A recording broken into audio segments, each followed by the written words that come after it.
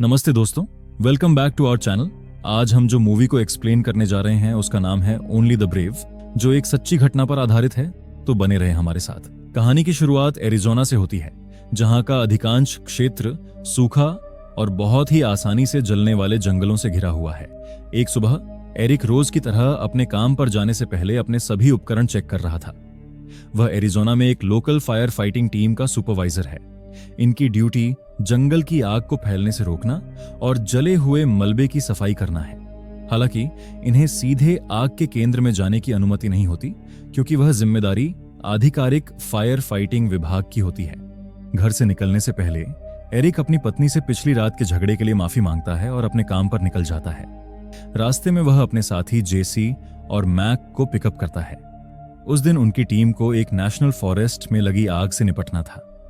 Eric और उसकी team आग की रोकथाम के लिए सीमा रेखाएं खोदना शुरू करते हैं। वह लोग एक दूसरे के साथ हंसी मजाक करते हुए अपने काम को पूरी मेहनत और लगन से कर रहे थे। दूसरी तरफ जब एरिक मौसम और हवा की दिशा का निरीक्षण कर रहा था, तब सरकारी फायर यूनिट के प्रमुख स्मिथ वहां आते हैं। एरिक उन्हें सुझाव देता है कि उन्हें नदी की ओर जाना चाहिए, क्योंकि आग का रुख बदलकर रेजिडेंशियल एरिया की ओर जा सकता है। लेकिन वे एरिक की बात को नजरअंदाज कर देते हैं, क्योंकि उन्हें अपने अनुभव पर ज्यादा भरोसा था। स्मिथ एरिक और उसकी टीम को पीछे रहकर जली हुई जगह की सफाई करने का निर्देश देता है। लेकिन बाद में वही होता है जिसका एरिक को डर था। आग रेजिडेंशियल एरिया में फैल जाती है और लोग वहां से भागने लगते हैं। खैर, अगले दिन एरिक की मुलाकात अपने पुराने दोस्त ड्वेन से होती है, जो कभी वेस्ट लाइन का प्रमुख फायर चीफ था। एरिक उससे मदद मांगता है ताकि उनकी टीम को आधिकारिक फायर फाइटिंग यूनिट की मान्यता मिल सके। क्योंकि अभी वे सिर्फ एक लोकल फायर फाइटिंग टीम हैं, इसलिए उन्हें हर बात के लिए अनुमति लेनी पड़ती है।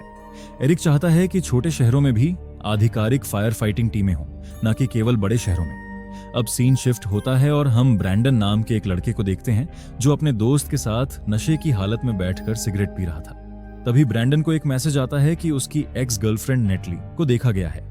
ब्रैंडन नेटली से मिलने जाता है और तब उसे पता चलता है कि नेटली प्रेग्नेंट है। तब वह कहता है कि यह बच्चा मेरा है।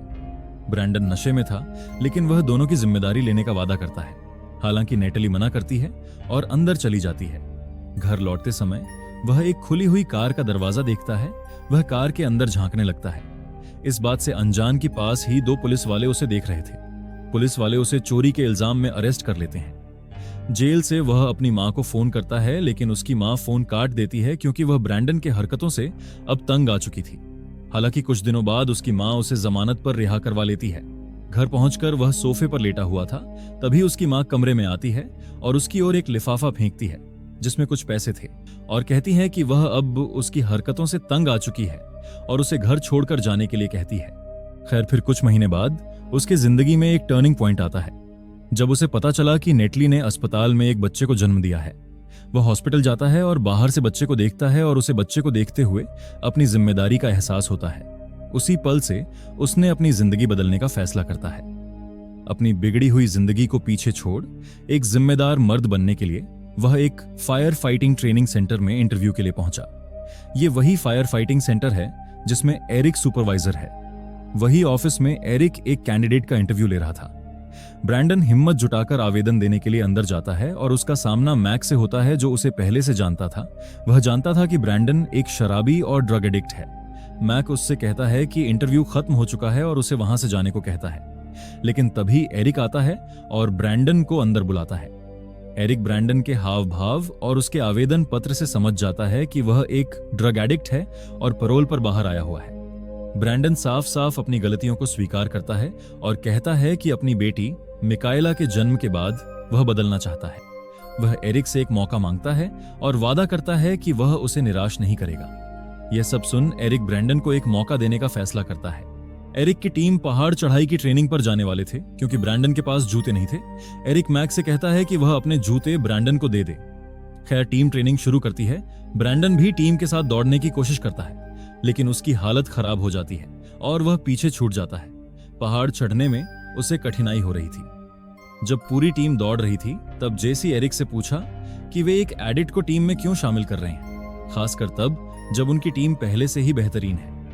पर एरिक ने यह सुनकर ज्यादा कुछ नहीं कहा और अपने विचार अपने तक ही रखा। पूरा टीम चोटी पर पहुंचने के बाद कुछ देर वहां पर रुककर फिर नीचे उतरने लगी। पर ब्रैंडन अब भी उसी जगह खड़ा था। किसी ने उसकी ओर ध्यान नहीं दिया और उसे वहीं अकेला छोड़कर चला आया। समय बीत रहा था। एरिक चेक पॉइंट पर उसका इंतजार कर रहा था और देर दोपहर हो गया, पर ब्रैंडन का कोई अता पता नहीं था, जिससे एरिक को लगा कि शायद वह हार मानकर चला गया है। जैसे ही वह लोग जाने लगे, अचानक ब्रैंडन थोड़ी दूरी पर दिखाई दिया। लड़खड़ाते हुए और लगातार दौड़ते हुए वह बेस की ओर लौट रहा था। वह एरिक के पास आया और अपना फोन निकाला। उसने अपनी दौड़ कंप्लीट करने का सबूत देते हुए उसने पहाड़ की चोटी पर खींची एक तस्वीर दिखाई। एरिक ने अपना वादा निभाया और ब्रैंडन को टीम में शामिल होने की मंजूरी दे दी। फिर जेसी ने ब्रैंडन को एक पानी की बोतल थमाई। इससे यह साफ हो गया कि टीम ने अब उसे स्वीकार कर लिया था। जेसी ने उसे सलाह दी कि वह अच्छी तरह से आराम करे, क्योंकि असली चुनौतियां अब शुरू होने वाली थीं। खैर, ब्रैंडन थका हुआ था, लेकिन वह घर जाने से पहले मार्केट से नेटली और अपनी बेटी के लिए कुछ जरूरी चीजें खरीदता है और चुपचाप उनके दरवाजे पर रख आता है। अगले दिन फायर फाइटिंग ट्रेनिंग शुरू हो गई। ट्रेनिंग में ब्रैंडन को काफी मुश्किलों का सामना करना पड़ा, क्योंकि वह टीम में नया था। उसे न केवल आग रोकने के तरीकों में माहिर होना था, बल्कि आग बुझाने की विधियों को भी याद रखना था। एक नए मेंबर के रूप में सबसे ज्यादा निरीक्षण ब्रैंडन का होता था, जिससे वह बहुत नर्वस था। एरिक ब्रैंडन से फायर फाइटिंग का 11वां रूल पूछा, लेकिन ब्रैंडन जवाब नहीं दे सका, जिसके कारण पूरी टीम को उसके साथ पुशअप करने का सजा मिली।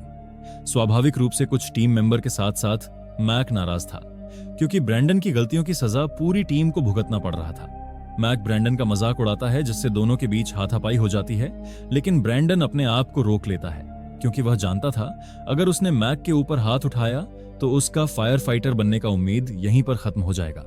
इसके बाद वह उठ खड़ा हुआ और पुशअप की सजा को पूरा करने के लिए दूसरे जगह चला गया। खैर, अब एरिक की देखरेख में उस स्थिति की ट्रेनिंग शुरू करते हैं जब टीम आग बुझाते समय जंगल में बड़ी आग के बीच फंस जाए और निकलने का कोई रास्ता ना हो।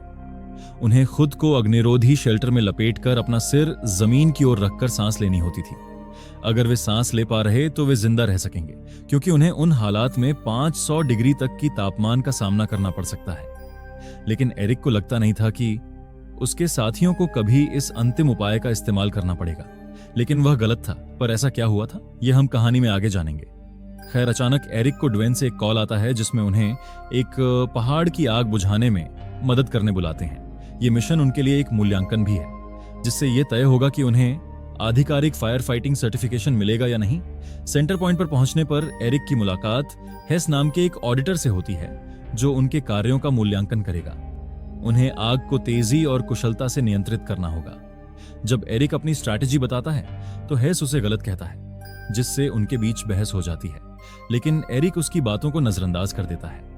जब वे लोकेशन पर पहुंचे तो एरिक का प्लान यह था कि सबसे पहले सभी आसानी से जलने वाली चीजों को जला दिया जाए, ताकि आग खतरनाक रूप से शहर की ओर न फैल सके। फिर एरिक और उसकी टीम एक सीमा रेखा बनाती है और फिर ब्रैंडन और माइक जंगल के उस हिस्से को जलाते हैं जहां से आग गुजरने वाली है। वे दूसरी तरफ रेखा पर रुककर रात का इंतजार करते हैं। आखिरकार वे आग को रोकने में सफल होते हैं। अगली सुबह पूरी टीम वापस लौटने के लिए रवाना हुई। वे उस इलाके से होकर गुजरे जो आग से पूरी तरह तबाह हो चुका था। वे लौटते समय एक दूसरे के साथ हंसी मजाक करते हुए अपने बीच की पुरानी सारी कड़वाहट भूल चुके थे और एक दूसरे के गहरे दोस्त बन गए थे। हालांकि एरिक को चिंता होती है कि हेस को डांटना उनके मूल्यांकन को विफल कर सकता है। अगले दिन एरिक ऑफिस में मूल्यांकन का परिणाम मिलने का इंतजार कर रहा था और काफी तनाव में था। थोड़ी देर बाद ड्वेन आता है और बताता है कि उनकी टीम अब आधिकारिक रूप से फायर फाइटिंग यूनिट बन चुकी है, यानी अब वे सीधे आग के केंद्र में काम कर सकते हैं बिना किसी के अनुमति के। वे अपनी टीम का नाम रखते हैं ग्रेनाइट माउंटेन। दोपहर अपने घर जाने से पहले ब्रैंडन नेटली के घर हमेशा की तरह कुछ जरूरी सामान छोड़ने गया। जब वह जाने ही वाला था तो नेटली ने उसे वापस बुलाया। उसे ब्रैंडन के अंदर हुए बदलाव को देख उसे एक और मौका देना चाहती थी। उसने अपनी बेटी को ब्रैंडन की गोद में दिया। ब्रैंडन थोड़ी झिझक के साथ उसे पहली बार अपने गोद में लिया। उसी पल उसने एक ऐसी खुशी महसूस की जो उसने पहले कभी नहीं की थी। उसे इस बात का एहसास हुआ कि वह भविष्य के लिए सही रास्ते पर चल पड़ा है, जहां वह अपनी बेटी और गर्लफ्रेंड के साथ अपनी जिंदगी बिता सके। ग्रेनाइट माउंटेन की टीम लगातार जंगल की आगों को बुझाने में लगी रहती है।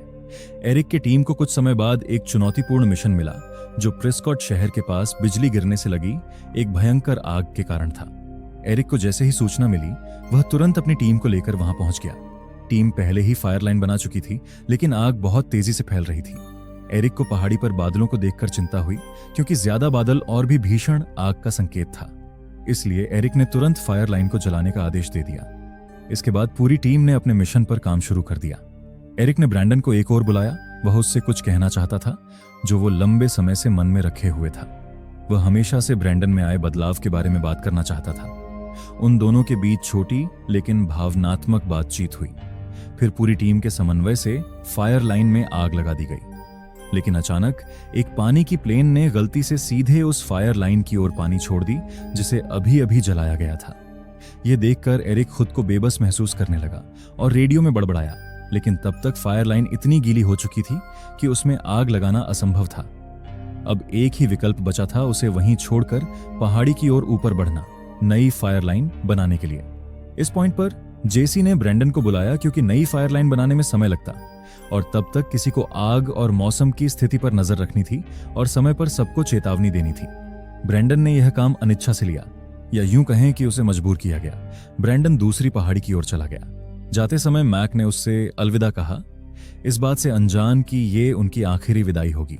ब्रैंडन दूसरी ओर पहुंचा और निगरानी का काम करता रहा और रिपोर्ट एरिक को देता रहा। सब कुछ नियंत्रण में लग रहा था, लेकिन अचानक हवा की दिशा बदल गई और आग तेजी से ब्रैंडन की ओर बढ़ने लगी। यह देखकर जेसी ने तुरंत उसे वहां से निकलने का आदेश दिया। ब्रैंडन ने पूरी कोशिश की, लेकिन आग की लपटें उसकी ओर तेजी से बढ़ रही थीं। वह धुएं से घिर गया। घना और दमघोंटू धुआं पूरे जंगल में फैल चुका था। उसका बचाव रास्ता आग से कट चुका था।